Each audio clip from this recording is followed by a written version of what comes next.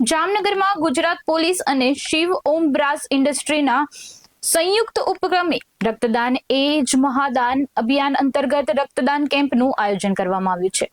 પંચ એ police સ્ટેશનના માર્ગદર્શન હેઠળ યોજાયેલ આ કેમ્પમાં પોલીસ કર્મચારીઓ અને સ્થાનિક વોલેન્ટિયર્સે ઉત્સાહપૂર્વક રક્તદાન કર્યું હતું। જીજી હોસ્પિટલ બ્લડ બેંક માટે 150 થી વધુ બોટલ રક્ત એકત્રિત કરવામાં આવ્યું છે।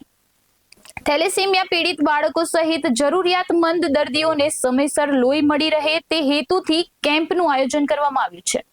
કેમ્પ રાત્રે 8 વાગ્યા સુધી ચાલુ રહેશે અને વધુમાં વધુ લોકોને રક્તદાન કરવા અપીલ કરવામાં આવી છે।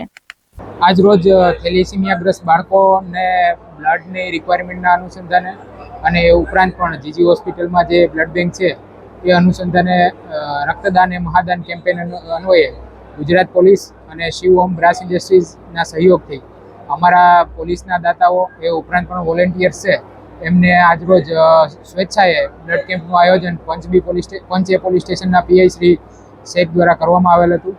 આજરોજ હાલ સુધી આશરે 150 બોટલ જેવું રક્તદાન થઈ ગયેલ છે અને હજુ પણ રાત્રે 8 વાગ્યા સુધી આ કેમ્પ ચાલુ રહેશે।